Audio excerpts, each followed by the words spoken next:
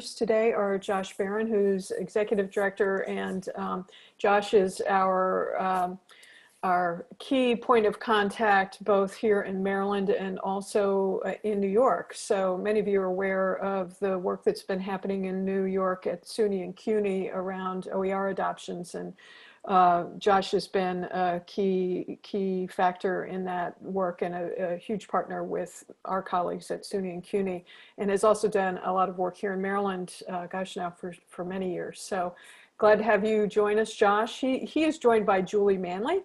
Julie's at Coppin State University in psychology and is a rock star there in using the adaptive learning tools. Her name comes up all the time, so happy to have Julie with us. I'm not going to take up a lot of time here, but do want to point out a couple of quick things.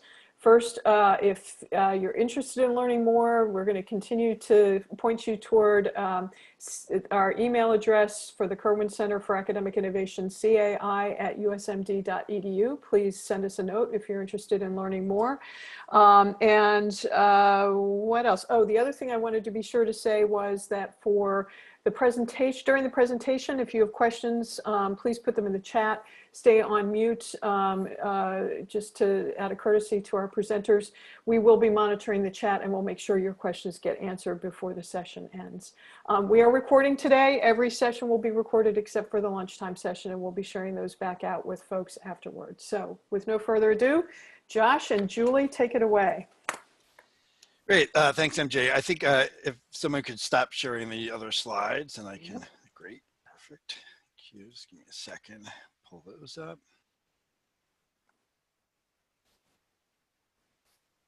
There we go. All right, you able to see that? Yep. Great.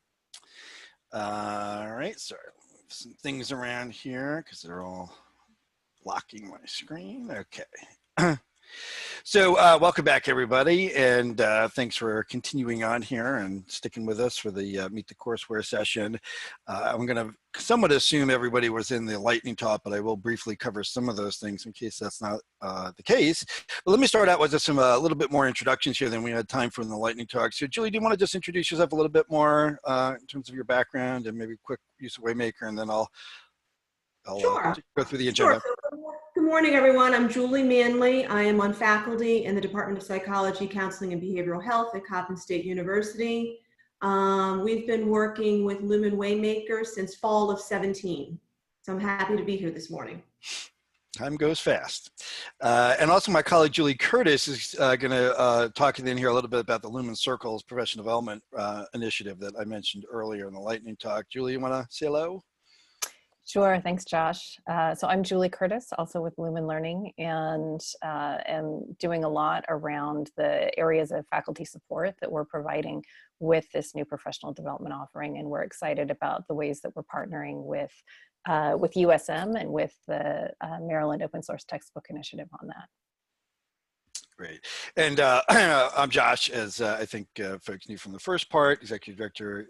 Actually, I haven't changed the slides now, New York and Maryland a bit more. So one thing I'll just share with everybody, because I didn't want to take time in the last one, is that I've had a lot of my career has been in the distance education area, working at college universities. And for every faculty member that is here that's had to rapidly move online in the spring, I just can't thank you enough and show my appreciation and gratitude for what you've done. Normally, someone come to me to say, I want to move this program online. I was okay. Let's take a year to do that, and to do it in 2 weeks and do it in a way that really benefits students is just hugely impressive. So thanks for doing that. Quick rundown what we're going to try to cover here in the 45 minutes or so. I'll just cover a few things real quick up front. Do an introduction here about the Lumen courseware, about Waymaker. I'll try to move quickly into this demo here to kind of show you a bit of the tools and capabilities beyond what I was able to do in the lightning talk. And then I'll turn it over to Julie Manley, we have two Julies, to spend time more specifically talking about her experience with these tools, how her students have reacted to it, benefits she's seen, and so forth. Assuming we have time, I'll end by quickly showing some of these research findings that I alluded to in the lightning talk around how we're seeing the use of Waymaker improving student learning, final course grades, completion rates, and so forth. And then again, we'll end by having Julie talk a little bit about the Lumen Circles offering, which is going to be an option for folks in the on-track program that might end up using and selecting Waymaker. And as MJ mentioned, please put your questions in the chat room as we go, and we'll answer those if we can during it, or certainly at the end. So just a little bit more about Lumen, and I mentioned at the front end that our mission is really around enabling unprecedented learning for all students. And so we do that by bringing together open educational resources to reduce cost, and adaptive courseware platforms like Waymaker that are designed to improve student learning. But going a little bit beyond that, just to give you a couple other differentiators I see in the work we're doing versus maybe others, is, you know, all of the development of the content and the tools in Waymaker is all follows really evidence-based research methodologies.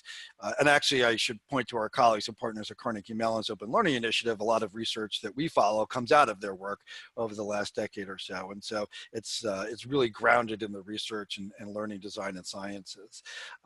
All the courses are built to be fully accessible. So in terms of ADA compliance and making sure that students, let's say you might be using screen reader technology, they're visually impaired, can easily use the platform and the content. Seamlessly integrates with all learning management systems, and so that includes grade return, so it goes into the grade book. I won't have time to talk extensively about it, but I'm really excited for my career in higher ed around this ability to use data that we can collect now to improve the content on a yearly or more frequent basis. And so we're actually able to see what content is not working across the country for students using data, and then use our learning and scientists, instructional designers, and faculty members that we partner with to go in and improve that content, and then measure again to see if that's actually improving student learning, which I think is great. And then we spend a lot of time on faculty support and professional development to make sure that people who are new to this have the support they need to use it effectively. And I put a little note there. There was a one-pager in the agenda, which maybe someone could put in the chat room too. If you want to see the full listing of the course titles we cover, it's on that one-pager. But a lot of business courses, social science courses, STEM courses, a few math courses as well. So happy to answer questions about that as we go. I'm not going to have time to go through this part again, but I do want to just mention that I spent time in the lightning talk kind of connecting how Waymaker supports some of the recommendations that are coming out of reports like this one from Learn Everywhere, that's really been looking at what do we need to do in the fall as we continue to have courses online to make sure our students have a really positive learning experience. And so I'll try to reference these again as I go into this demo and do a little bit deeper dive on them. All right, and so with that, let me switch over to my demo here. And I'm going to use our macroeconomics Waymaker course and do that within the Blackboard LMS environment. Again, it works in any other LMS as well. This just happens to be one that I tend to use more frequently. The other thing I'll mention before I go any further is that everything I'm about to show, the content and the tools, gets automatically set up for you within about 2 or 3 minutes once you import our Waymaker course package file into your LMS. And so there isn't any kind of copying and pasting or extensive setup work. It's all kind of done for you. And then your work is really just customizing the course to meet your own specific needs. I'm going to start out by going in and do a little bit more of kind of what it looks like from the student perspective. And then I'll come back and show some of the faculty tools here. I'm going to do this reasonably quickly and then take questions towards the end. As you can see, when I went into the supply and demand folder here, the module, there's a lot of content already in here. There's discussions and assignments. These are completely optional. You can choose to use these or not. We really just give you a foundation of stuff to pick and choose from. I won't spend time going into it here in a lot of detail, but these are fully customizable because they're openly licensed materials as well. So if you wanted to come in and edit this particular assignment, change the scenarios, the grading rubric, you're free and open to do that. Or again, you might just decide to remove it if it's not something you want to use. But again, it is a native assignment within Blackboard, so the grades, if you graded that assignment, would automatically go into the grade book. I'm going to go into the study plan, which I referenced earlier, and I think this is a great example of how Waymaker provides this structure that I think online students really desire when they move out of a classroom environment where they're so used to kindergarten through freshman year. They've had this experience of going to a physical classroom, sitting in a classroom, taking notes. They have structure structure there. When they move online, that structure often changes and goes away. And so providing them with structure, I think, is really simple, but very important. So every study plan starts with a get started section, a dive in, and a finish strong. And then the content, as you'll see in here, is sequenced very clearly for students to go through each one of these content modules. The Why It Matters section I mentioned earlier gives the students this real world example of what they're about to learn, how it's used in the real world. This one on supply demand is looking at how weather affects the cost of coffee beans and the supply, and therefore how much your coffee costs when you go to Starbucks or whatever. So I think a pretty practical example for students. The next thing that they're going to do, though, is this pre-assessment. And I'm going to flash through this so you can get a sense of what students are going to see. And the idea is that this is going to do two things, really. One, for students who might have some prior knowledge coming in to the course, gives them a chance to kind of demonstrate that to the instructor and themselves to see where they might have some, already knowledge that they don't necessarily have to go as deep on. The other thing is that it's now starting to collect some data behind the scenes. I'm sorry, I'm not looking at you because I'm trying to go through this quickly and click on my screen over here. And that data then feeds into this kind of analytics engine I referenced in the lightning talk. And then that's used to identify students who are struggling in the course and may need some extra help. And then there's some tools I'll show here as I wrap up that you have to reach out to those students and engage with them in ways that lead to better final course grades and completion rates. All right, actually that's a little better than I sometimes do. Oh, Julie, I got us. She didn't think that was a great score. Okay, I'll take you as the faculty member that I need to work on and improve here a little bit. So right now the students are going to get this overview of what they got incorrect and what they got correct. It won't give them the right answer, but you'll notice that it starts to connect up the questions to the specific topics they're about to go study. And I'm going to go back to the study plan now. I'm actually realizing I left some data on here previously, so I don't have to turn it back on. And this is fake data, but you can see what I call content tiles in the dive in section are now giving me some of that personalized feedback, kind of indicating where I need to spend more time because I have some deficiencies and need to spend more effort in those places. So that's just an early, kind of personalized feedback students are getting as part of the adaptive tools in the Waymaker platform. I'm going to flash through a little bit of the content just to give you, again, a kind of taste of that. I'm sure Julie Manley will speak to this a bit more and show some more examples. So I'll just kind of scroll down here a little bit.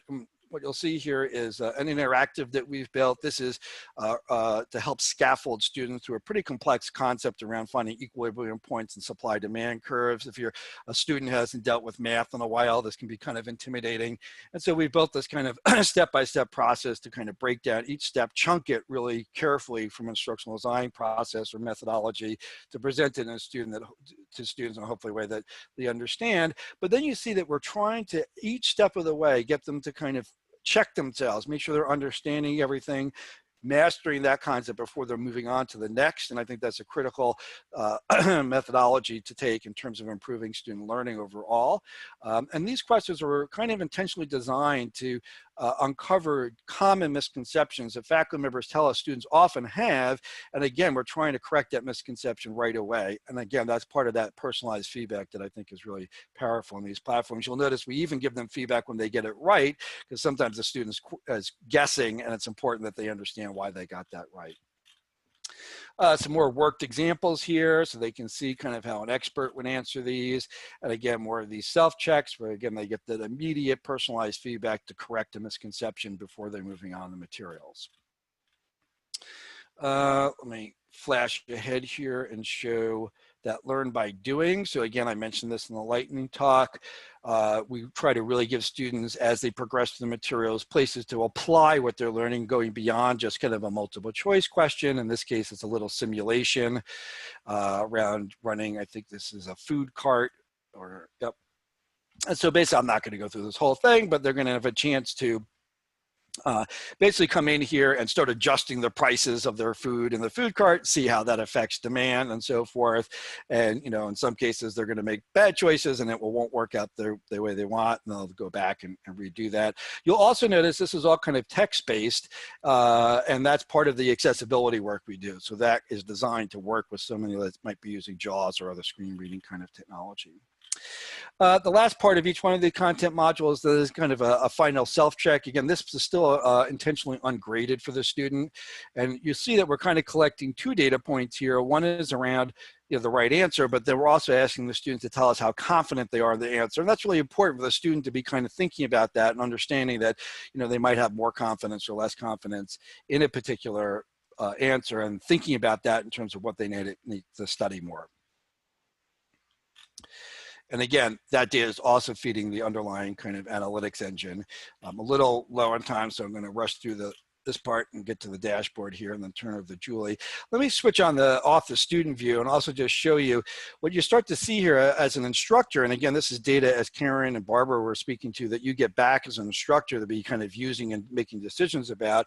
You can see that we're now able to see on the, again, this is fake data, on the formative assessments, which is the self-check, that we had about 15 attempts so far, but the average score is only 13%. And that would be low, and that would be concerning to me, that students who are starting to go through that are just not understanding it, and maybe I need to cover that more in the next live lecture or whatever. So you get that kind of feedback immediately as an instructor.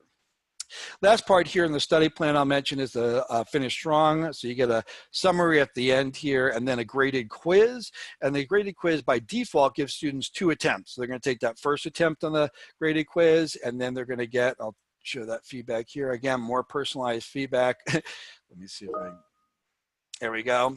And so now it's telling me, okay, I need to go back to the first and third content areas here and study a bit more before I take my second attempt. This means to do better on that quiz.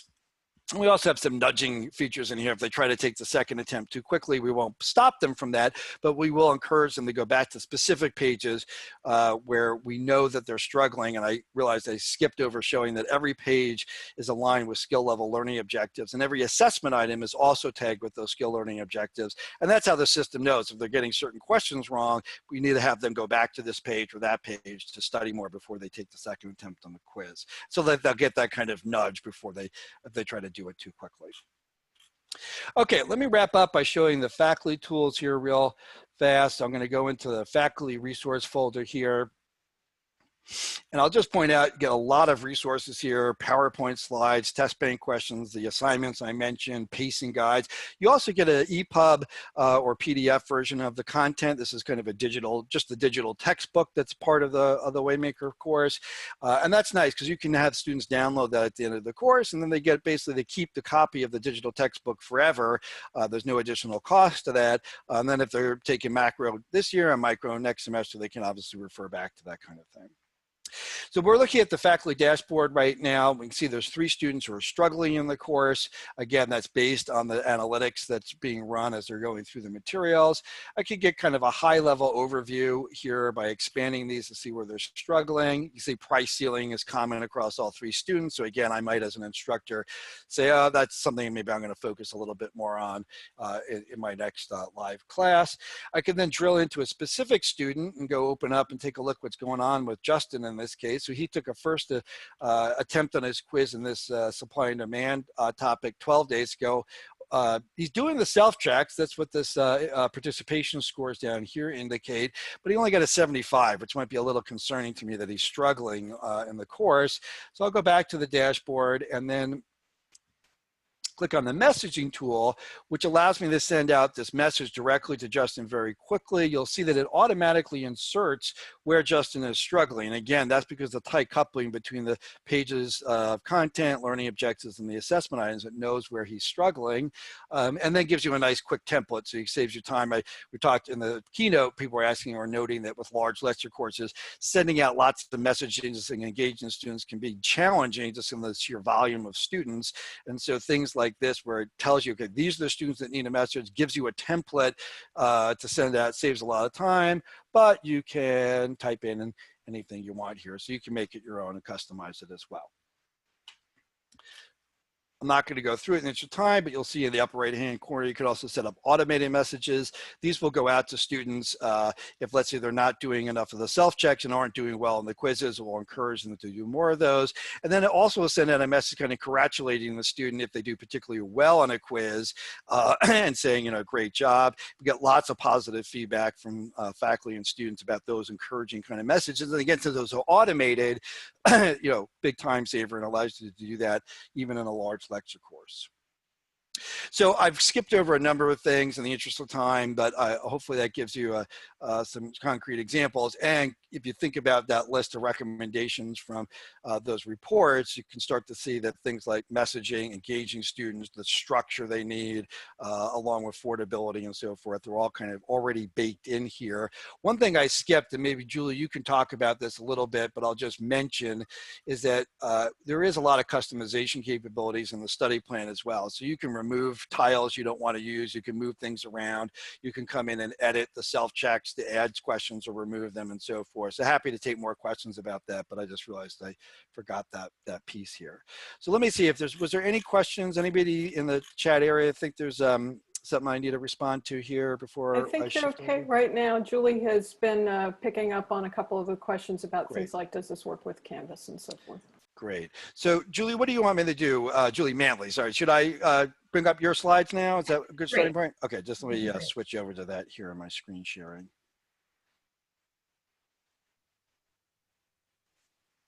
Okay.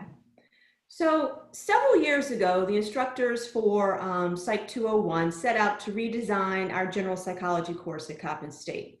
And this general psych course serves as a general education course and requirement. It's a gateway course for the psychology majors and is primarily comprised of freshmen and sophomores. A portion of our students are what we consider non-traditional students, meaning they're older, returning to college, or may even be employed full-time. So we had two initial goals with this redesign. It was to synchronize the course so that no matter who the instructor was or when the course was offered, the content, format, assessments, and requirements would all be the same. No more singling out, okay, I'll take this course because da-da-da-da-da-da. The second goal was to lower the DF and W final grades and to offer consistent outreach to students who were falling behind. So we used adaptive courseware with another company and implemented the use of undergraduate learning assistants, or we call them peer mentors. These were students who were previously successful in the course. And these ULAs, or undergraduate learning assistants, receive small stipends to attend scheduled classes with us, the instructors, and to hold office hours and review sessions. So this was successful for a number of our students. However, it became evident that the students who were actively engaged with the coursework did better overall. Imagine that. And then the students who had immediate access and hit the ground running were at an advantage. Many of our students are Pell eligible, so our team agreed to explore open educational resources as a means of offering openly licensed, fully accessible instructional materials at a significantly lowered cost. We attended a training offered by the Maryland Open Source Textbook Initiative, and we're excited to explore the content made available through Lumen Waymaker materials for our general psychology course. The Lumen materials are embedded directly into Blackboard, and as was mentioned, we have control over the content, assessments, and our individual courses. We can add additional materials we've used in previous semesters to the Lumen template. We can add additional assessments as we see necessary, or we can even eliminate content we may choose not to cover in the introductory level course. So next slide, Josh. So we use this structured approach. We use a very structured modular approach and explore 12 modules throughout the semester. Every week there's homework known as the study plan, a quiz where students get 2 attempts, and then we created a test where students only have 1 attempt. So students are expected to engage with the study plan, and the repetition of the modular format weekly makes it crystal clear what the expectations are for the course. After every 2 modules, students take a domain exam, but only on the 2 most recent modules. So instead of a midterm and a final, students actually take 6 exams. After they get over the shock of hearing 6 domain exams over the course of the semester, many students actually prefer how we have chunked together the assignments. So next slide, Josh. On active learning. So here you'll see we're in module 1, psychological disorders. And this is always a favorite module because students tend to want to diagnose their siblings, their friends, or even professors. And we often have to remind them that at the end of the module, they will not be certified therapists, but they will learn additional content that will be helpful as we move forward with the course. So you see an image of what the study plan, again known as the homework, looks like. Each module starts with the Why It Matters tile, as Josh referenced. Why is it important we even explore this content? And it provides real world examples of what they are learning. So you'll see the module set up on the left and then the actual tile of Why It Matters on the right. So next slide, Josh. And I'll just say, Julia, it's so great to see how much you've customized things. I make this comment sometimes, what I see other people, what faculty members have done, of course, sometimes I can't even recognize them anymore because of all the wonderful things you've added and done to make it your own. So it's great example there. Thanks for doing that. So for student engagement, as I mentioned before, the students who are most successful are the ones who are most actively engaged. So within the homework, there are these try-its and self-checks where students are asked content questions to make sure they're on track, or if they might need to go back and review certain material or certain content.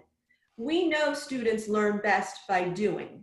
So the self-checks and try-its are for student feedback only. I only see if the students are engaged with the work, not their score. That kind of eliminates the students' fear of, oh my gosh, am I going to get this wrong? They actually have time to engage with the coursework.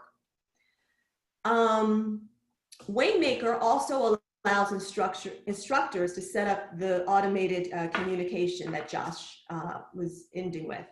And this is communication with students. And you actually have the ability to choose your own style of communication. So I prefer the coaching message. But there is a more formal advisor messaging, or you can even draft your own customized messaging. So automated messages are sent to your students as positive feedback after assessments and certain thresholds are met, or to increase usage of the study plan, suggesting students use additional time to review materials before taking the second quiz attempt. Or you can even send out messaging encouraging a student or requesting a time to meet to discuss individual progress in the class.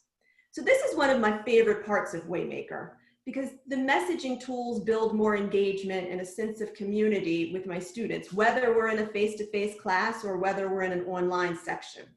When students receive my messages of motivation or congratulations, they often reply back to me thanking me or taking me up on an offer for further clarification on a topic that we've covered. The top two messages on the right-hand side are examples of an automated message a student would receive from me. And then the messages below are from students who have actually replied to one of my automated messages. And I want to bring to your attention the last message from Lisa G. That message I received in April this past semester. This was a few weeks after the mandatory shutdown, and Lisa revealed she was having a hard time concentrating. So this was my time to follow up with her to see how I could better support her academic needs. Now, I may not have known that Lisa needed that additional support had she not replied to that automated communication that was set up. So I really enjoyed the messaging tools set up within Waymaker.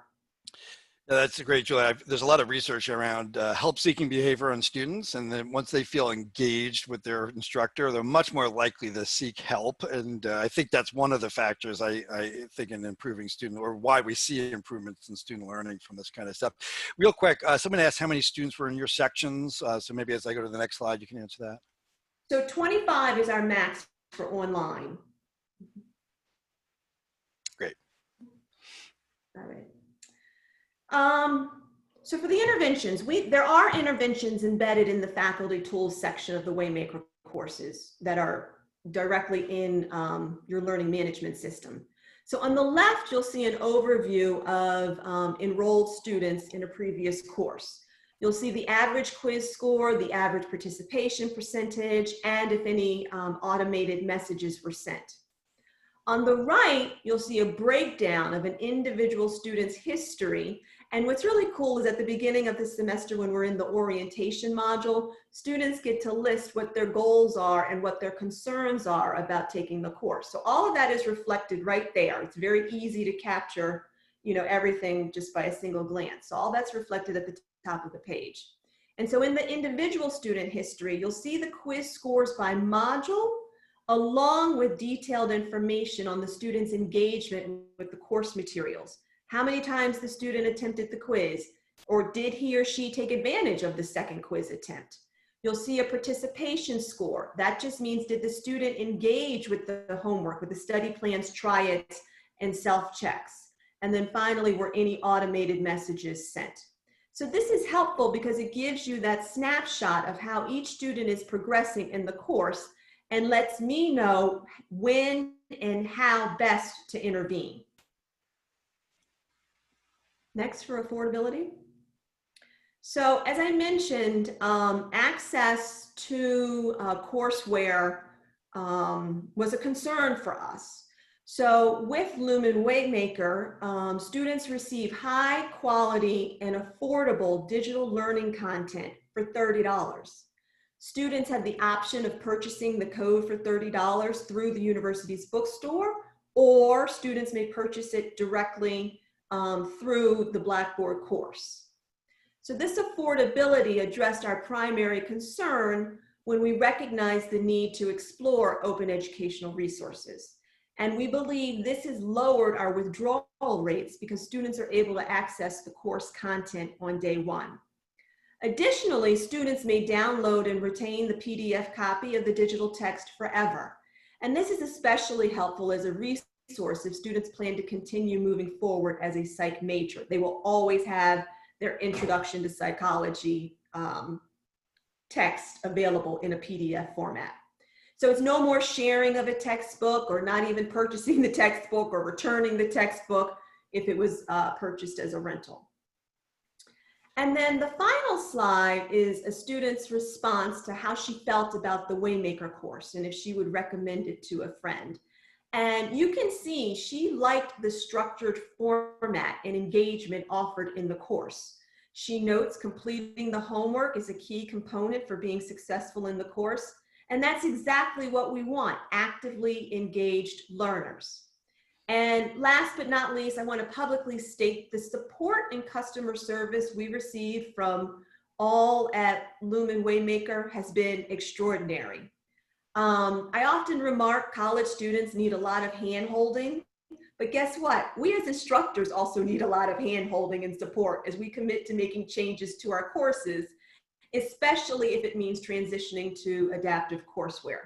So we never felt we were on our own. Support and check-ins were made available to us, similar to what we're offering to our students in the classroom. So I just want to say thank you for the opportunity to share my experience with Lumen Waymaker. Thank you. Great, thanks a lot, Julia. It was awesome overview, and it's always exciting hearing about the real world impact that this is having on students. So super great. In the interest of time, I'm going to really just flash through these research findings. I'm sure we'll be sharing out the slides so everybody can look at these in more detail. Josh, before you do, we did have one question about costs that I'd like to address just real quickly, if that's sure. okay. Can I get 2 minutes back or no? Yes, you can. No, I promise I will talk very fast. Daniel Moorhead asked about explaining the cost in more detail, for example, for the institution department student. As many of you may be aware, and Julie Manley mentioned briefly, Lumen Learning has been a partner in the Maryland Open Source Textbook Initiative now for, 4 or 5 years, something along those lines. And so we have an established relationship with them. The Kerwin Center and the MOST Initiative, through funding from the Hewlett Foundation, has been paying the lion's share of the costs for these products. We do charge $30 per student per course, largely to make sure that we're able to stretch out our funding that's supporting this effort as far as we can. And with the intention that these are materials that are replacing a textbook that likely could be costing your students $70 to $250, depending on the discipline and the level of the course.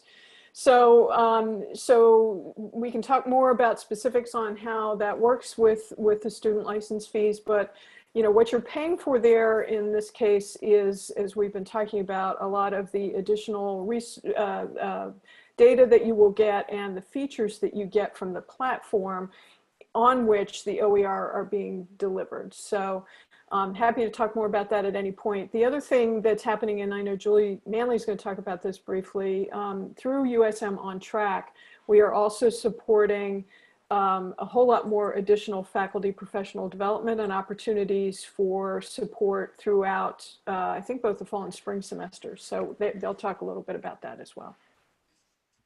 Great. I mean, that was awesome. Thanks for covering those things. There's a few questions in the chat, which I think we'll get to in the chat, but let me kind of accelerate here to make sure we end on time. So this is research from our Bill and Melinda Gates Foundation grant that funded Waymaker. It also funded a big, large-scale national student impact research studies.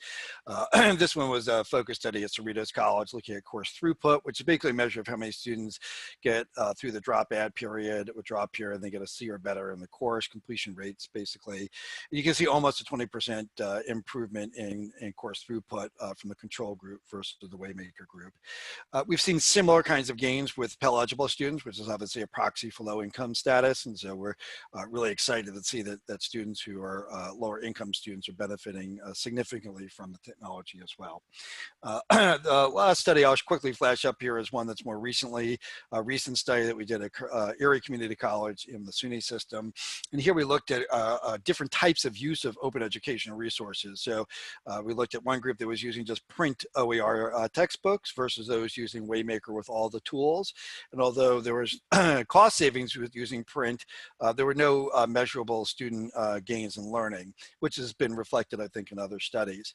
What we did find is that when faculty members were using OER with the Waymaker tools, we saw upwards of a half a letter grade improvement in final course grades, and that was a statistically significant finding there. So I think it just reconfirms that lowering costs with OER, but then using this technology to improve learning does really actually happen. So with that, I'm going to turn it over to Julie Curtis here to talk a little bit about the additional support services, professional development that we're providing through On Track. And Julie, I assume I'll drive the slides for you. Sure, that would be great. Could you go ahead and move on to the next slide? There you go. Thank you. As we've heard from several of the presenters earlier, a big part of impacting student success is the quality of the learning experience, the learning materials, the opportunities students have to engage. And so that's what we're doing with the digital courseware. Another really important piece of it is making sure that the faculty members are well supported to use those materials effectively and to apply effective teaching practices and to really, kind of understand and use those well. With that, we recently announced a new professional development offering called Lumen Circles. One of the things that we're excited about through the On Track initiative is to be able to offer as an extra benefit for faculty members who are using courseware, either Waymaker or OHM over the coming academic year, to have a really nice set of professional development services to support them. So could you go on to the next slide, please? All right, so first off, through the On Track initiative, there is a set of course customization services that are available. In particular, these are kind of aimed at implementations where you're looking at a master course model where you would like some help taking the courseware and mapping it to your learning outcomes and your syllabus, the way that you like to structure the course. There is funding to have some collaboration and learning design support from Lumen's learning design experts to work with your faculty team on that crosswalking and that design work. With a goal of that being implemented across multiple sections and multiple faculty members. And so that's one piece. And then a second piece is what we call Success Accelerator.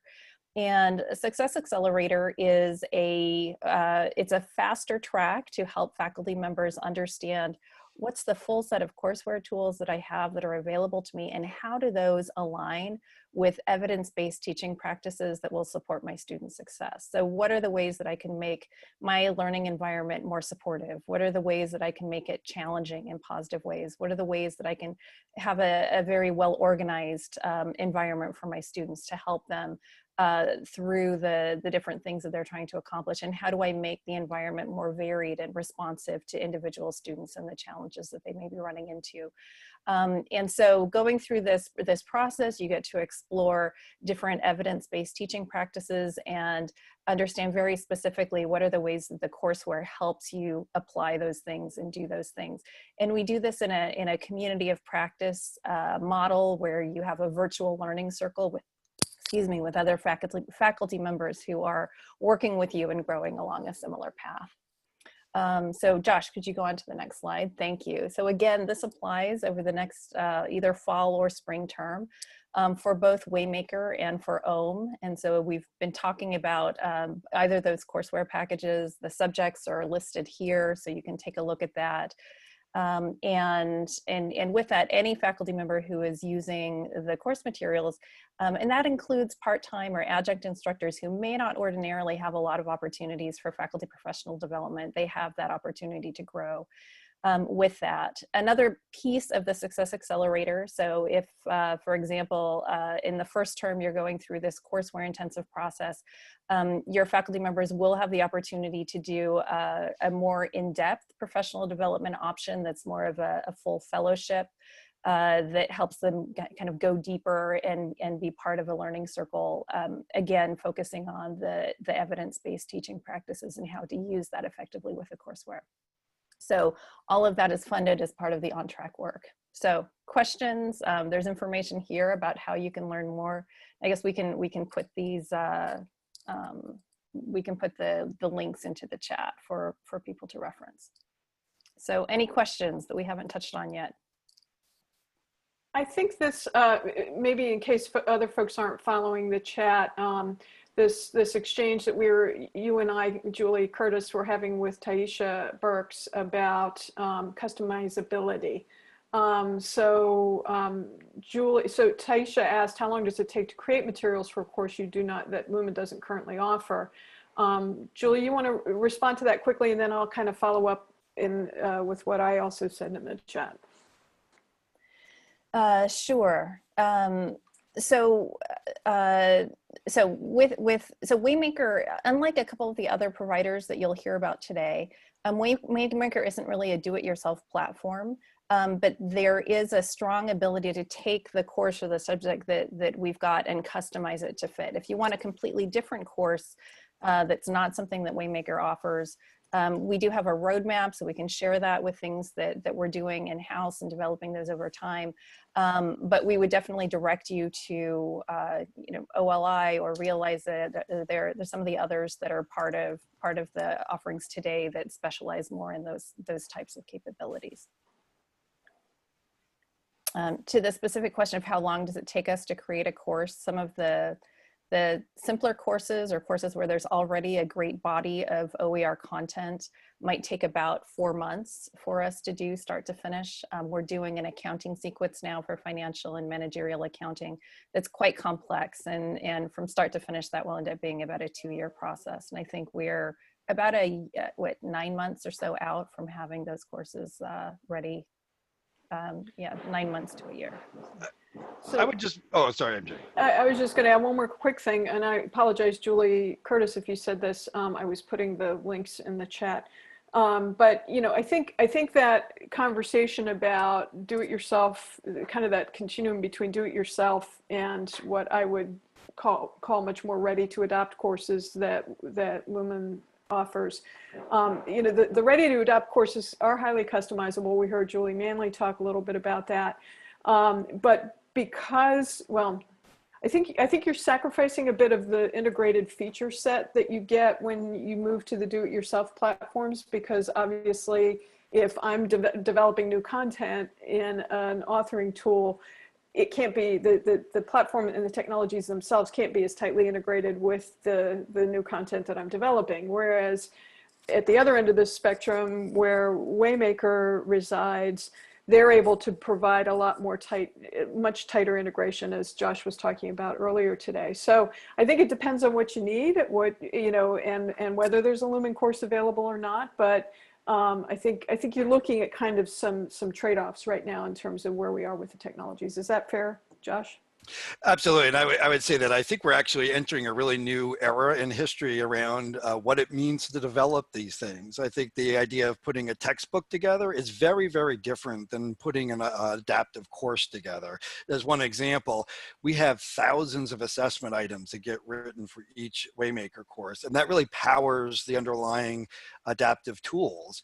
And so if you're interested in, working on a course with us, you might be asked to write 500 assessment questions, and that's not what everybody imagines, I think, when they think about developing a course, just because that's a new thing that we haven't done when we've written textbooks, for example. So I don't know if Karen or Barbara are still on the line, but it would be interesting to hear their thoughts about that. But I do think that for faculty members who've never really worked on an adaptive course before, maybe understanding what that really involves is something that would be good for us all to be learning about.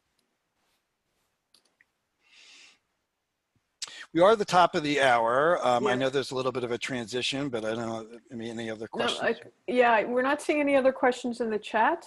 So I think we can go ahead and let folks get their 15-minute break. But please join me in thanking Josh, Julie, and Julie for their presentation today, for helping us understand a bit more about the Lumen Learning Waymaker product. You can learn more at the link that Julie Curtis just put in the chat. And obviously also you can email cai@usmd.edu, and we'll be happy to point you in the right direction. So thank you all for your time, and we'll see you back here in 15 minutes at 11:15. And thank you, MJ. And